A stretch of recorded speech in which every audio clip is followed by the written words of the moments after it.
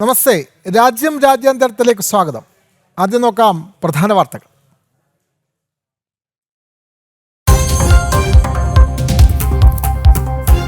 ശുഭം ചരിത്ര ദൗത്യം. ശുഭാംശു ശുക്ലയും സംഘവും ഭൂമി തൊട്ടു.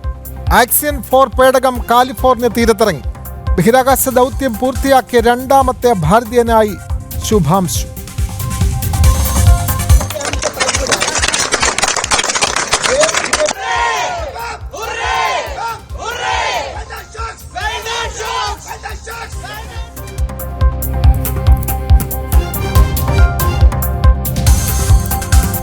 നിമിഷപ്രിയയ്ക്ക് താൽക്കാലിക ആശ്വാസം.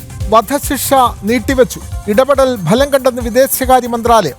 നരേന്ദ്രമോദിക്കും അമിത്ഷായ്ക്കും നന്ദി പറഞ്ഞ യമനിലെ മനുഷ്യാവകാശ പ്രവർത്തകൻ സാമുവൽ ജെറോ. വിഷയത്തിൽ കാന്തപുരം ഇടപെട്ടിട്ടില്ല എന്നും സാമുവൽ. വിഭജികയുടെ കുഞ്ഞിന്റെ മൃതദേഹം സംസ്കരിക്കുന്നതിൽ അനിശ്ചിതത്വം.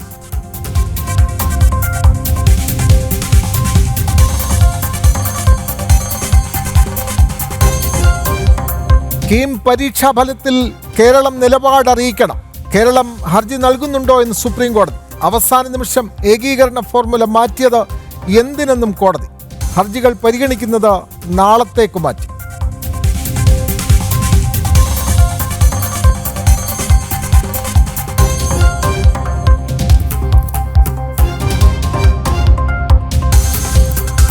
റഷ്യയ്ക്ക് അമേരിക്കയുടെ അന്ത്യശാസനം. 50 ദിവസത്തിനകം ഉക്രൈൻ യുദ്ധം അവസാനിപ്പിക്കാൻ ധാരണയിലെത്തണം. 100% താരിഫ് ഏർപ്പെടുത്തുമെന്നും മുന്നറിയിപ്പ്.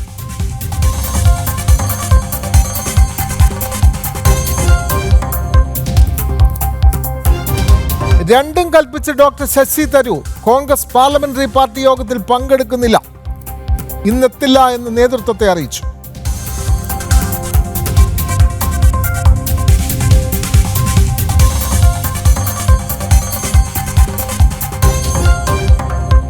ആദായ നികുതി റീഫണ്ട് തട്ടിപ്പിന് പിന്നിൽ വൻ റാക്കറ്റ്. ക്രമക്കേടിൽ വൻകിട കമ്പനികളും സർക്കാർ ഉദ്യോഗസ്ഥരും ഏജന്റുമാർക്ക് ലക്ഷങ്ങളുടെ കമ്മീഷനെന്നും കണ്ടെത്തൽ. അന്വേഷണം ഊർജിതമാക്കി ആദായ നികുതി വകുപ്പ്.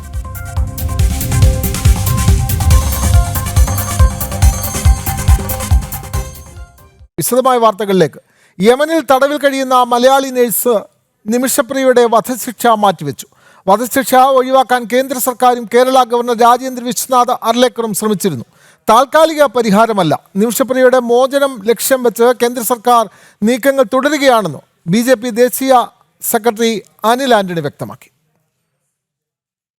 യമൻ പൗരനെ കൊലപ്പെടുത്തിയ കേസിൽ നാളെ വധശിക്ഷ നടപ്പാക്കാനിരിക്കെ രാജ്യം നടത്തിയ തീവ്ര ശ്രമങ്ങൾ ഫലം കണ്ടു. നിമിഷപ്രിയയുടെ വധശിക്ഷ മാറ്റിവെച്ചതായി യമൻ ഭരണകൂടം അറിയിച്ചു.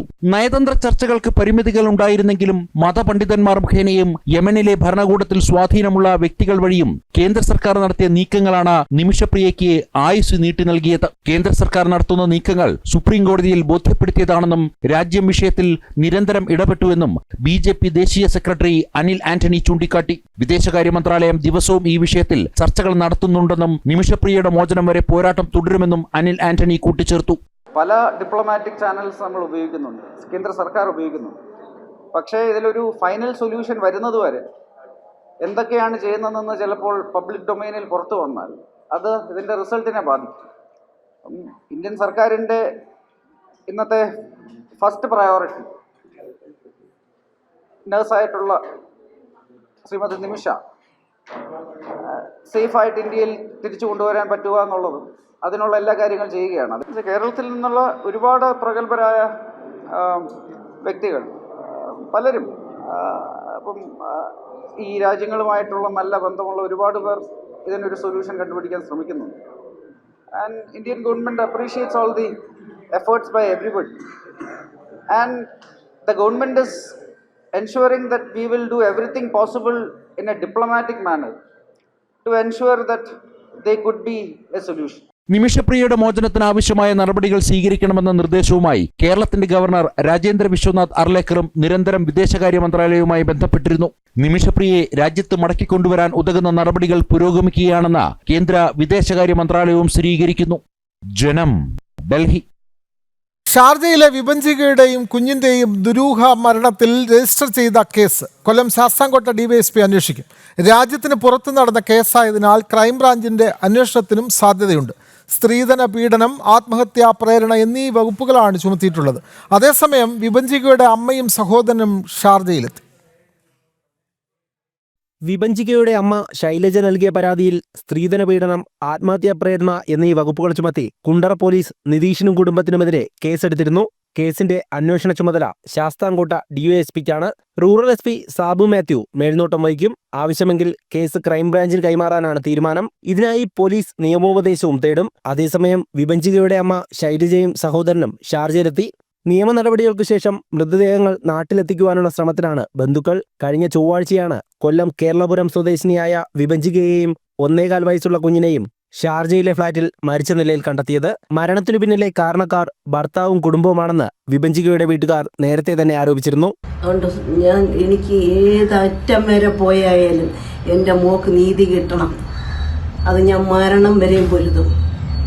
ഇനി ഒരു പെൺകൊച്ചുങ്ങൾക്കും ഇങ്ങനെ വരാൻ പാടില്ല, ഒരമ്മയ്ക്കും ഇങ്ങനെ നഷ്ടപ്പെടാൻ പാടില്ല. ഇതിനെ സാധൂകരിക്കുന്ന ശബ്ദരേഖകളും ആത്മഹത്യാക്കുറിപ്പും പുറത്തു വന്നിരുന്നു. തന്റെ മകളുടെയും കുഞ്ഞിന്റെയും മരണത്തിനിടയായവർക്ക് തക്കതായ ശിക്ഷ ലഭിക്കണമെന്നതാണ് വിഭജികയുടെ അമ്മ ആവശ്യപ്പെടുന്നത്. ജനം, കൊല്ലം. കൊച്ചുമകൾ വൈഭവിയുടെ മൃതദേഹം നാട്ടിൽ കൊണ്ടുപോകാൻ ഇന്ത്യൻ കോൺസുലേറ്റ് ഇടപെടണമെന്ന് വിഭജികയുടെ അമ്മ ശൈലജ. വൈകിട്ട് ഷാർജയിൽ സംസ്കാരം നടത്തുമെന്നാണ് അറിയിപ്പ് ലഭിച്ചിരുന്നത്. രണ്ടുപേരുടെയും മൃതദേഹങ്ങൾ നാട്ടിലേക്ക് കൊണ്ടുപോകണം എന്നാണ് തങ്ങളുടെ ആഗ്രഹമെന്ന് വിഭജികയുടെ അമ്മ പറഞ്ഞു. ഇവിടെ സംസ്കരിക്കണമെന്ന് നിതീഷ് വാശി പിടിക്കുന്നത് എന്തിനെന്ന് മനസ്സിലാവുന്നില്ല എന്നും അവർ പ്രതികരിച്ചു. നമുക്ക് നാട്ടിൽ കൊണ്ടുപോയി സംസ്കരിക്കണം. അതന്നെ അമ്മയ്ക്ക് നമ്മൾക്ക് തന്നെ വേണമെന്നില്ല. നമ്മുടെ നാട്ടിൽ നമ്മുടെ മണ്ണിൽ സംസ്കരിക്കുക മാത്രമാണ് അവർക്ക് ആഗ്രഹം. ഈ മണകാരണ്യത്തില് അതാണ് അവരെ ഏറ്റവും വലിയ ഇതിപ്പോ കാര്യം. എനിക്കാണെങ്കിൽ ഇപ്പോൾ ഈ 1 മാസത്തിൽ 2 സർജറി കഴിഞ്ഞതാ. അപ്പോൾ എൻ്റെ അസുഖം 1 മാസം പോലും ആയിട്ടില്ല സർജറി. അപ്പം പിന്നെ ഞാൻ ഈ ഒരു പ്രതീക്ഷയോടാണ് ഞാനിവിടെ വന്നത്. അമ്മയും കൊച്ചിനെയും കൊണ്ടുപോകാം. ഇവിടെ സംസ്കരിക്കുന്നതിനെക്കാട്ടി നല്ലത് നമ്മുടെ നാട്ടിൽ സംസ്കരിക്കുന്നത്. ഒന്നേ അവൻ്റെ വീട്ടിൽ, അല്ലെങ്കിൽ എൻ്റെ വീട്ടിൽ. ഇത് രണ്ടിലും എന്തെങ്കിലും ഒന്ന് ചെയ്താൽ മതി. അല്ലാതെ ഇവിടെ സംസ്കരിക്കുന്നതിനകത്ത് എനിക്ക് താല്പര്യമില്ല. രണ്ടുപേരും ഒരുമിച്ചായാലും അവൻ്റെ വീട്ടിലായാലും നമുക്ക് കുഴപ്പമില്ല. എൻ്റെ 2 മക്കളെ അവൻ്റെ വീട്ടിൽ സംസ്കരിച്ചാലും എനിക്ക് കുഴപ്പമില്ല, എൻ്റെ വീട്ടിൽ സംസ്കരിച്ചാലും കുഴപ്പമില്ല. അതല്ല ഇനി അവന് 2 സംസ്കരിക്കണമെന്ന് പറഞ്ഞാലും എനിക്ക് കുഴപ്പമില്ല. പക്ഷെ നമ്മുടെ നാട്ടിൽ വേണമെന്നുള്ളതേ ഉള്ളൂ. 18 ദിവസത്തെ ബഹിരാകാശവാസത്തിന് ശേഷം ഭൂമി തൊട്ട് ശുഭാംശുവും സംഘവും ആക്സിയം 4 ദൗത്യ സംഘം വിജയകരമായി ഭൂമിയിൽ മടങ്ങിയെത്തി. ബഹിരാകാശ ദൗത്യം പൂർത്തിയാക്കിയ 2ാമത്തെ ഭാരതീയനാണ് ശുഭാംശു.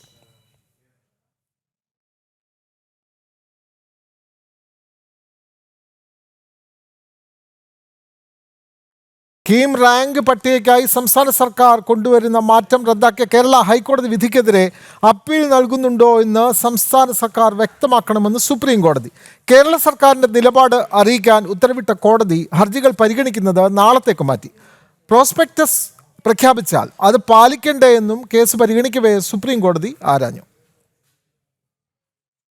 കീം റാങ്ക് പട്ടിക പുനർക്രമീകരിച്ചതുമായി ബന്ധപ്പെട്ട് കേരള സിലബസ് വിദ്യാർത്ഥികൾ നൽകിയ ഹർജി സുപ്രീം കോടതി നാളത്തേക്ക് മാറ്റി. വിഷയത്തിൽ സർക്കാർ ഹർജി നൽകുന്നുണ്ടോ എന്ന് ആരാഞ്ഞ കോടതി അതനുസരിച്ച് തീരുമാനമെടുക്കാമെന്നും വ്യക്തമാക്കി. കേരള സർക്കാർ നയത്തിലല്ല കൊണ്ടുവന്ന രീതിയിലാണ് പ്രശ്നമെന്ന് സുപ്രീം കോടതി ചൂണ്ടിക്കാട്ടി. വലിയ പ്രതിസന്ധിയാണ് കേരള സിലബസിലുള്ള വിദ്യാർത്ഥികൾ നേരിടുന്നതെന്ന് മുതിർന്ന അഭിഭാഷകൻ പ്രശാന്ത് ഭൂഷൺ വാദിച്ചു. പരീക്ഷാഫലത്തിന് 1 മണിക്കൂർ മുമ്പാണ് മാറ്റം വരുത്തിയതെന്നും ഹർജിക്കാർ അറിയിച്ചു. സർക്കാരിന് നോട്ടീസ് അയക്കണമെന്ന ഹർജിക്കാരുടെ ആവശ്യം കോടതി അംഗീകരിച്ചില്ല. ഓപ്ഷൻ നൽകുവാനുള്ള അവസാന തീയതി ഓഗസ്റ്റ് 2 ആണെന്ന് CBSE വിദ്യാർത്ഥികളുടെ അഭിഭാഷകൻ ചൂണ്ടിക്കാട്ടിയപ്പോൾ പ്രവേശന നടപടികൾ തടസ്സപ്പെടുത്താൻ ആഗ്രഹിക്കുന്നില്ലെന്നായിരുന്നു കോടതിയുടെ മറുപടി. പ്രവേശന കാര്യങ്ങളിലെ അനിശ്ചിതാവസ്ഥ രാജ്യത്ത് ഗുരുതര പ്രശ്നങ്ങൾ സൃഷ്ടിക്കുന്നുവെന്നും കോടതി നിരീക്ഷിച്ചു. പ്രോസ്പെക്ടസ് പ്രകാരം സർക്കാരിന് ഇതിൽ ഭേദഗതി വരുത്തുവാനും നയപരമായ തീരുമാനമെടുക്കാനും അധികാരമുണ്ടെന്നായിരുന്നു കേരള സിലബസ് വിദ്യാർത്ഥികളുടെ വാദം. എന്നാൽ റാങ്ക് പട്ടിക പ്രസിദ്ധീകരിക്കുന്നതിന് കേവലം 1 മണിക്കൂർ മുമ്പ് മാത്രമാണ് പ്രോസ്പെക്ടസിൽ മാറ്റം വരുത്തിയതെന്നും ഇത് നിയമവിരുദ്ധമാണെന്നും CBSE വിദ്യാർത്ഥികൾക്ക് വേണ്ടി ഹാജരായ ആൽജോ കെ ജോസഫ് കോടതിയിൽ ചൂണ്ടിക്കാട്ടി. ജനം, ഡൽഹി. റഷ്യയ്ക്ക് അമേരിക്കയുടെ അന്ത്യശാസനം. 50 ദിവസത്തിനകം ഉക്രൈൻ യുദ്ധം അവസാനിപ്പിക്കാനുള്ള ധാരണയിൽ എത്തിയില്ല എങ്കിൽ 100% താരിഫ് ഏർപ്പെടുത്തും എന്നാണ് മുന്നറിയിപ്പ്. നാറ്റോ സെക്രട്ടറി ജനറൽ മാർക്ക് ററ്റയുമായുള്ള കൂടിക്കാഴ്ചയിലാണ് ട്രംപിന്റെ ഈ പ്രഖ്യാപനം. ഇന്നലെയാണ് യുക്രൈന് പാട്രിയറ്റ് മിസൈലുകൾ നൽകാമെന്ന് ട്രംപ് പ്രഖ്യാപിച്ചത്. യുക്രൈന്റെ പ്രതിരോധത്തിന് അനിവാര്യമാണ് ആയുധങ്ങളെന്നും അദ്ദേഹം പറഞ്ഞു. തുടർന്നാണ് ഇന്ന് NATO secretary general Mark Rutte Trump കൂടിക്കാഴ്ച വൈറ്റ് ഹൌസിൽ നടന്നത്. യുക്രൈൻ യുദ്ധം അവസാനിപ്പിക്കാൻ 50 ദിവസത്തിനുള്ളിൽ നടപടി സ്വീകരിച്ചില്ലെങ്കിൽ 100% അധിക താരിഫ് ഏർപ്പെടുത്തുമെന്ന് മുന്നറിയിപ്പ് റഷ്യൻ പ്രസിഡന്റ് വ്ളാഡിമിർ പുടിനെ ട്രംപ് നൽകിയിരുന്നു. And I'm disappointed in President Putin because I thought we would have had a deal 2 months ago, but it doesn't seem to get there. So based on that, we're going to be doing secondary tariffs if we don't have a deal in 50 days. It's very simple. And they'll be at 100%. And that's the way it is. It can be more simple. It's just the way it is. I hope we don't have to do it. ബൈഡന്റെ കാലത്താണ് Ukraine യുദ്ധം ആരംഭിച്ചത്. യുദ്ധം അവസാനിപ്പിക്കുന്നതിനുള്ള ശ്രമങ്ങളോട് അനുകൂലമായി Russia പ്രതികരിക്കുന്നില്ലെന്നും Trump പറഞ്ഞു. European union രാജ്യങ്ങൾ യുക്രൈന് സൈനിക സഹായം ഉറപ്പാക്കുന്നതിനായി ഫണ്ട് സ്വരൂപിച്ചിരുന്നു. ഈ തുകയിൽ നിന്നായിരിക്കും അമേരിക്ക നൽകുന്ന മിസൈലുകളുടെ വില ഈടാക്കുകയെന്നും ട്രംപ് പറഞ്ഞിരുന്നു. ഇതിന് പിന്നാലെയാണ് നാറ്റോ സെക്രട്ടറി ജനറലുമായുള്ള കൂടിക്കാഴ്ച എന്നതാണ് നിരീക്ഷകർ പ്രാധാന്യത്തോടെ നോക്കിക്കാണുന്നത്. ഇന്റർനാഷണൽ ഡെസ്ക്, ജനം. 30 ദിവസം ചൈനയിൽ തങ്ങാൻ പൗരന്മാർക്ക് വിസ വേണ്ടാത്ത രാജ്യങ്ങളുടെ പട്ടികയിൽ പാകിസ്ഥാനെ ഒഴിവാക്കി. 74 രാജ്യങ്ങളിലെ പൗരന്മാർക്കാണ് വിസ ഇല്ലാത്ത യാത്രയ്ക്ക് ചൈന അനുമതി നൽകിയത്. ആഴ്ചകൾക്ക് മുമ്പ് പ്രഖ്യാപിച്ച രാജ്യങ്ങളുടെ പട്ടികയിൽ നിന്ന് പാകിസ്ഥാനെ ഒഴിവാക്കുകയായിരുന്നു. വിസയില്ലാതെ ചൈനയിലേക്ക് യാത്ര ചെയ്യാൻ അനുമതിയുള്ള രാജ്യങ്ങളിലെ പൗരന്മാരുടെ പട്ടികയിൽ നിന്ന് പാകിസ്ഥാനെ ഒഴിവാക്കി. 74ഓളം രാജ്യങ്ങൾക്കാണ് വിസയില്ലാതെ ചൈനയിലേക്ക് യാത്ര ചെയ്യാൻ അനുമതി നൽകിയിരുന്നത്. ഈ രാജ്യങ്ങളുടെ പട്ടികയിൽ നിന്നാണ് പാകിസ്ഥാൻ പൗരന്മാരെ ചൈന ഒഴിവാക്കിയത്. വിനോദസഞ്ചാരം പ്രോത്സാഹിപ്പിക്കുന്നതിന്റെ ഭാഗമായാണ് വിസയില്ലാതെ യാത്ര അനുവദിച്ചത്. 30 ദിവസം ചൈനയിൽ ഇത്തരത്തിലെത്തുന്ന യാത്രക്കാർക്ക് തങ്ങാനും അവസരമുണ്ടായിരുന്നു. അനുമതി പിൻവലിച്ചതിന് കാരണം സംബന്ധിച്ച വിശദീകരണം ചൈന നൽകിയിട്ടില്ല. ഭീകരതയെ പിന്തുണയ്ക്കുന്ന നിലപാട് തന്നെയാണ് പാകിസ്ഥാന് വിനയായത് എന്നാണ് സൂചന. പാകിസ്ഥാനെതിരെ ശക്തമായ നിലപാടുമായി ഭാരതം മുന്നോട്ടു പോവുകയാണ്. ഈ സാഹചര്യത്തിൽ ഇത്തരം വിസകൾ വഴി ചൈനയിലെത്തി സുരക്ഷിതമായി തങ്ങാൻ കഴിയും എന്ന ഭീകരപ്രവർത്തകരുടെ കണക്കുകൂട്ടൽ കൂടി ചൈനീസ് രഹസ്യാന്വേഷണ വിഭാഗം തിരിച്ചറിഞ്ഞതായും റിപ്പോർട്ടുകൾ പുറത്തുവരുന്നുണ്ട്. ഇന്റർനാഷണൽ ഡെസ്ക്, ജനം. ദുബായിൽ ദുരൂഹ സാഹചര്യത്തിൽ മരിച്ച അമ്മയുടെയും കുഞ്ഞിൻ്റെയും മൃതദേഹം നാട്ടിലെത്തിക്കണമെന്നുള്ള ആവശ്യം കുടുംബം മുന്നോട്ട് വെക്കുമ്പോൾ കുഞ്ഞിൻ്റെ മൃതദേഹം ദുബായിൽ തന്നെ സംസ്കരിക്കാനുള്ള നീക്കം നടന്നിരുന്നു. പക്ഷേ അക്കാര്യത്തിൽ ഇപ്പോൾ ഒരു ഇടപെടലുണ്ടായിരിക്കുന്നു. ഇക്കാര്യത്തിൽ ദുബായ് ഇന്ത്യൻ കോൺസുലേറ്റിൽ വിഭജികയുടെ ഭർത്താവ് നിതീഷുമായി ചർച്ച നടക്കുകയാണ്. സംസ്കാരം നടക്കുന്നതിന് തൊട്ടു മുമ്പാണ് കോൺസുലേറ്റിൻ്റെ ഇടപെടൽ ഉണ്ടായത്. ഇതോടെ കുഞ്ഞിൻ്റെ മൃതദേഹം സംസ്കരിക്കാതെ തിരികെ വീണ്ടും മോർച്ചറിയിലേക്ക് കൊണ്ടുപോയി എന്നുള്ള വിവരങ്ങളാണ് ലഭിക്കുന്നത്. ഷിൻസ് സെബാസ്റ്റ്യൻ കൂടുതൽ വിവരങ്ങൾ നൽകും. ഷിൻസ്, നമുക്കറിയാം ദുബായ് ദുരൂഹ സാഹചര്യത്തിൽ മരിച്ച അമ്മയും കുഞ്ഞും, അവരുടെ അമ്മയും ബന്ധുക്കളുമൊക്കെ അങ്ങോട്ടേക്ക് എത്തിയിട്ടുണ്ട്. ഇരുവരുടെയും മൃതദേഹം നാട്ടിലെത്തിക്കണമെന്നുള്ളതാണ് അവരുടെ ആവശ്യം. പക്ഷെ കുഞ്ഞിൻ്റെ മൃതദേഹം വളരെ ധൃതി പിടിച്ച് അവിടെ സംസ്കരിക്കാനുള്ള നീക്കം നടന്നിരുന്നു. ഇപ്പോൾ അക്കാര്യത്തിൽ ഇന്ത്യൻ കോൺസുലേറ്റിൻ്റെ ഒരു ഇടപെടൽ ഉണ്ടായിരിക്കുന്നു. കൂടുതൽ വിവരങ്ങൾ ഷിൻസ് സെബാസ്റ്റ്യൻ. വിനോദ്, ഇപ്പോൾ നമുക്ക് ഒരു വാർത്ത കിട്ടിയിരിക്കുന്നത് കുഞ്ഞിന്റെ മൃതദേഹം സംസ്കരിക്കുന്നത് തടഞ്ഞിരിക്കുകയാണ്. ഇന്ത്യൻ കോൺസുലേറ്റ് ഇടപെട്ട് മാറ്റിവെച്ചു. ഭർത്താവ് നിതീഷുമായി, മരിച്ച വിഭജികയുടെയും ഭർത്താവ് നിതീഷുമായി നടത്തിയ ചർച്ചയ്ക്കൊടുവിലാണ് ഇപ്പോൾ കുഞ്ഞിന്റെ മൃതദേഹം സംസ്കരിക്കുന്നത് മാറ്റിവെച്ചിരിക്കുന്നത്. അവസാന നിമിഷം കുഞ്ഞിന്റെ മൃതദേഹം സംസ്കരിക്കാൻ കൊണ്ടുവന്നതിന് ശേഷമാണ് കോൺസുലേറ്റ് അടിയന്തരമായി ഇടപെട്ട് കുഞ്ഞിന്റെ സംസ്കാരം നടത്തുന്നത് മാറ്റിവെച്ചിരിക്കുന്നത്. വിഭജികയുടെ അമ്മ രണ്ടുപേരുടെയും, കുട്ടിയുടെയും മകളായ വിഭജികയുടെയും കൊച്ചുമകളായ വൈഭവയുടെയും മൃതദേഹം നാട്ടിൽ തന്നെ സംസ്കരിക്കണമെന്ന് കോൺസുലേറ്റിനോട് ആവശ്യപ്പെട്ടിരുന്നു. അതോടെയാണ് കോൺസുലേറ്റ് ഇടപെടലുണ്ടായത്. അമ്മ ശൈലജ, വിഭജികയുടെ അമ്മ ശൈലജ ഇന്ന് യുഎഇയിൽ എത്തിയിരുന്നു. ഇന്ന് യുഎഇയിൽ എത്തിയ ശേഷമാണ് കോൺസുലേറ്റിന് കത്ത് നൽകിയത്. അതോടെ കോൺസുലേറ്റ് ഇക്കാര്യത്തിൽ അടിയന്തരമായി ഇടപെടുകയായിരുന്നു. ഇതോടൊപ്പം തന്നെ വിഭജിയുടെ ഭർത്താവ് മകളുടെ മൃതദേഹം ധൃതിയിൽ സംസ്കരിക്കാനുള്ള നടപടികൾ എടുക്കുകയായിരുന്നു. യുഎഇയിലെ നിയമം അനുസരിച്ച്, അതായത് ഷാർജയിലെ നിയമം അനുസരിച്ച് മരിച്ച കുട്ടിയുടെ മാതാപിതാക്കൾക്കാണ് ഇതിൽ അധികാരമുണ്ടാവുക, സംസ്കാരത്തിൽ തീരുമാനമെടുക്കേണ്ടത്. അതുകൊണ്ട് തന്നെ വൈഭവിയുടെ മൃതദേഹം സംസ്കരിക്കാനുള്ള അവകാശം ഭർത്താവിനായിരുന്നു, കുട്ടിയുടെ അച്ഛനായിരുന്നു. അതാണ് ഇപ്പോൾ കോൺസുലേറ്റ് അടിയന്തരമായി ഇവിടുത്തെ യുഎഇയിലെ ഗവൺമെന്റ് വൃത്തങ്ങളുമായി സംസാരിച്ച് അടിയന്തര നടപടി സ്വീകരിക്കുകയായിരുന്നു. താൽക്കാലികമായി മൃതദേഹം സംസ്കരിക്കാൻ തടഞ്ഞിരിക്കുകയാണ്. അപ്പോൾ അമ്മ ശൈലജയുടെ ആവശ്യം രണ്ടുപേരുടെയും, മകൾ വിഭജികയുടെയും കൊച്ചുമകൾ വൈഭവിയുടെ മൃതദേഹം നാട്ടിൽ തന്നെ സംസ്കരിക്കണം, അതിന് കോൺസുലേറ്റ് ഇടപെടണമെന്ന് ആവശ്യപ്പെട്ടു. അത് തന്നെയാണ് ഇപ്പോൾ നടന്നിരിക്കുന്നത്. ഇനി എന്നാണ് ഇതിൽ തുടർ ചർച്ചകൾ നടന്നുകൊണ്ടിരിക്കുകയാണ്. കുട്ടിയുടെ മൃതദേഹം നാട്ടിലേക്ക് കൊണ്ടുപോകാൻ സാധിക്കുമോ എന്നുള്ള കാര്യങ്ങളടക്കം ഇപ്പോൾ കോൺസുലേറ്റുമായി നടക്കുന്ന ചർച്ചയിൽ നമുക്ക് അറിയാൻ സാധിക്കും. വിനോദ്, അതേപോലെ തന്നെ ഒരു കാര്യം കൂടി, ഇപ്പോൾ ഈ അമ്മയുടെയും കുഞ്ഞിൻ്റെയും ദുരൂഹ മരണത്തിൽ കേരള പോലീസിൻ്റെ ഭാഗത്തു നിന്ന് അന്വേഷണം ആരംഭിച്ചിട്ടുണ്ട്. പക്ഷേ അവർ വിദേശത്തായതിനാൽ അന്വേഷണത്തിന് പരിമിതിയുണ്ട്. അവിടെ ഈ മരണവുമായി ബന്ധപ്പെട്ട അവിടെ നടക്കുന്ന അന്വേഷണം അതേത് തരത്തിലാണെന്ന് കൂടി പറയാമോ ഷിൻ സെബാസ്റ്റ്യൻ? വിനോദ്, ഇവിടെ അതിൽ അന്വേഷണം ഇപ്പോൾ ഒന്നും നടക്കുന്നില്ലെന്ന് വിപിൻജിയുടെ അമ്മ തന്നെ അറിയിച്ചിട്ടുണ്ട്. നമ്മളോട് കുറച്ചു നേരം മുമ്പ് സംസാരിച്ചിരുന്നു. എന്താണെന്ന് വെച്ചാൽ ഇവിടെ ആത്മഹത്യ ആയതുകൊണ്ട് ഇതിൽ കൂടുതൽ നിയമസാധ്യതയില്ല, അല്ലെങ്കിൽ അങ്ങനെ അത്തരത്തിലുള്ള അന്വേഷണത്തിൽ നിയമസാധ്യതയില്ല. എന്തെങ്കിലും ഭർത്താവ് നിതീഷിന്റെ പേരിൽ വിഭജിക മരിക്കുന്നതിന് മുൻപ് ഏതെങ്കിലും തരത്തിലുള്ള പരാതി നൽകിയിരുന്നെങ്കിൽ കൂടുതൽ അന്വേഷണ സാധ്യത ഉണ്ടാകുമായിരുന്നു. എന്നാൽ നിലവിൽ വിഭജിക ഭർത്താവിന് പരാതി നൽകാതിരിക്കുകയും കുട്ടിയെ കൊന്ന് ആത്മഹത്യ ചെയ്ത സാഹചര്യത്തിൽ ഇവിടെ കൂടുതൽ കേസ് അന്വേഷണമോ കാര്യങ്ങൾ ഉണ്ടാകില്ലെന്നാണ് അമ്മ തന്നെ അവരുടെ കുടുംബാംഗങ്ങൾക്ക് നമ്മളിപ്പോൾ അറിയിച്ചിരിക്കുന്നത്. അതുകൊണ്ട് തന്നെ ഇവിടെ നിന്നുള്ളൊരു അന്വേഷണം നടക്കാൻ സാധ്യത, യുഎഇയുടെ നിയമം അനുശാസിക്കുന്ന പ്രകാരം ഇവിടെ നിന്നൊരു നടപടിയോ അല്ലെങ്കിൽ അന്വേഷണം ഉണ്ടാകാൻ സാധ്യത വളരെ കുറവാണ്. അതേസമയം നാട്ടിൽ നിന്ന് ഉള്ള അന്വേഷണം നടക്കുന്നുണ്ട്. അത് ഫാമിലി അതുമായി ബന്ധപ്പെട്ട് നിയമ നടപടികളുമായി മുന്നോട്ട് പോകുമെന്നാണ് നമ്മളെ അറിയിച്ചിരിക്കുന്നത്. വിനോദ്, വളരെയധികം നന്ദി. ഷിൻ സെബാസ്റ്റ്യനാണ് ദുബായിൽ നിന്നുള്ള തത്സമയ വിവരങ്ങൾ നൽകിയത്. ദുരൂഹ സാഹചര്യത്തിൽ മരിച്ച അമ്മയും കുഞ്ഞും അവിടെ ദുബായ് ദുരൂഹ സാഹചര്യത്തിൽ മരിക്കുന്നു. ഈ കുഞ്ഞിൻ്റെ മൃതദേഹം അവിടെ സംസ്കരിക്കാനുള്ള അച്ഛൻ്റെ നീക്കം നാട്ടിൽ നിന്നുള്ള വിഭജികയുടെ അമ്മയും ബന്ധുക്കളും അവിടെ എത്തി പരാതി നൽകിയതിനെ തുടർന്ന് ഇന്ത്യൻ കോൺസുലേറ്റ് ഇടപെടുന്നു. മൃതദേഹം സംസ്കരിക്കുന്നതിന് തൊട്ടു മുമ്പ് അക്കാര്യത്തിലൊരു ഇടപെടലുണ്ടായിരിക്കുന്നു. കുഞ്ഞിൻ്റെ മൃതദേഹം സംസ്കരിക്കാതെ അത് വീണ്ടും മോർച്ചറിയിലേക്ക് മാറ്റിയിരിക്കുകയാണ്. ഈ അമ്മയും കുഞ്ഞിനെയും നാട്ടിൽ സംസ്കരിക്കണം, അന്വേഷണം നടത്തണം തുടങ്ങിയ ആവശ്യങ്ങളാണ് ഈ കുടുംബം മുന്നോട്ട് വെക്കുന്നത്. അവിടെ ഇക്കാര്യത്തിൽ കൃത്യമായ അന്വേഷണം നടക്കുന്നില്ല എന്ന് തന്നെയാണ് വിഭജികയുടെ അമ്മ ഇപ്പോൾ പ്രതികരിച്ചിട്ടുള്ളത്. വിവരങ്ങൾ നൽകുകയായിരുന്നു ദുബായിൽ നിന്നും തത്സമയം ഷിൻ സെബാസ്റ്റ്യൻ. ജമ്മു കാശ്മീരിലുണ്ടായ ഒരു അപകട വാർത്തയിലേക്ക് വരാം. ജമ്മു കാശ്മീരിൽ ടെമ്പോ ട്രാവലർ മലയിടുക്കിലേക്ക് മറിഞ്ഞ് 5 പേർ മരിച്ചു, 17 പേർക്ക് പരിക്കേറ്റു. ദോഡ ഭാരത് റോഡിൽ ഇന്ന് രാവിലെയായിരുന്നു സംഭവം. വളവ് തിരിയുന്നതിനിടെ ഡ്രൈവറുടെ നിയന്ത്രണം നഷ്ടമായതാണ് അപകട കാരണം. പരിക്കേറ്റവരിൽ ചിലരുടെ നില ഗുരുതരമാണ്. ലഫ്റ്റനന്റ് ഗവർണർ മനോജ് സിൻഹ സംഭവത്തിൽ അനുശോചനം രേഖപ്പെടുത്തി.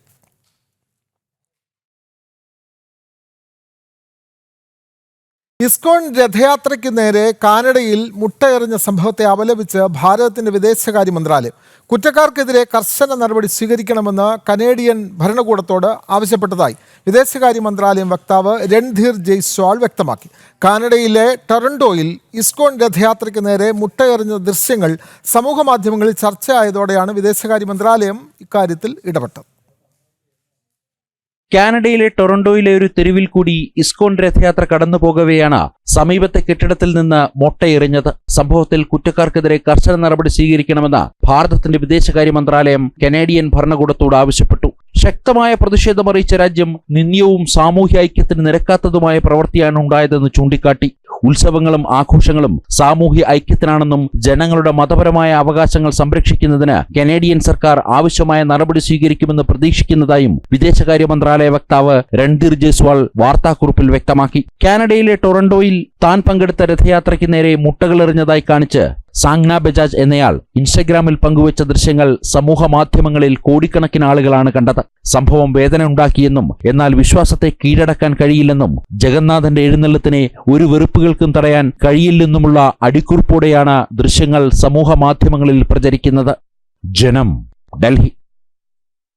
ശബരിമലയിൽ നവഗ്രഹ പ്രതിഷ്ഠ നടന്ന അതേ ദിനത്തിൽ അമേരിക്കയിലെ അയ്യപ്പ സ്വാമി ക്ഷേത്രത്തിൽ നവഗ്രഹ പ്രതിഷ്ഠയും നാഗദേവതാ പ്രതിഷ്ഠകളും നടന്നു. അമേരിക്കയിലെ ഫ്ലോറിഡയിൽ നിന്ന് ജയരാജ് തയ്യാറാക്കിയ റിപ്പോർട്ടിലേക്ക്.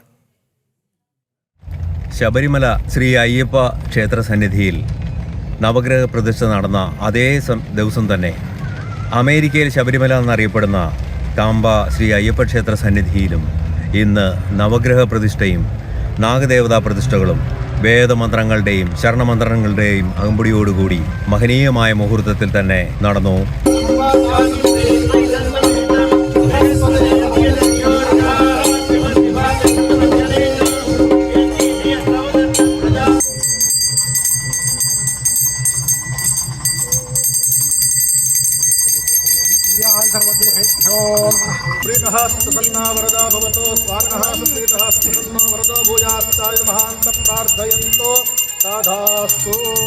Swami Sharanam, happy to connect from Tampa Ayyappa Temple. We just did the Pradishtabhana or Stapana of Naga Devata and Navagraha.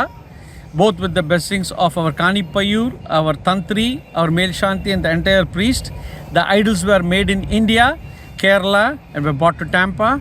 And we had the installation today. It's such a coincidence that the July 13th out in Sabarimala also Navagraha Pradishtabhana happened.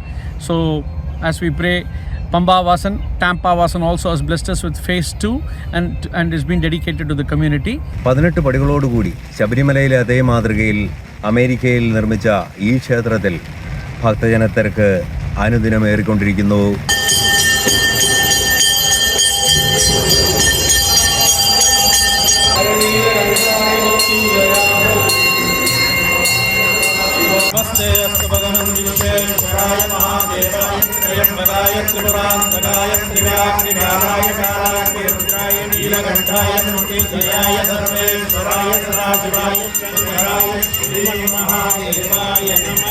ഫ്ലോറിഡയിൽ നിന്നും ജയരാജ് ലാക്കാട്ടൂർ, ചിഞ്ചനം. നമസ്തേ.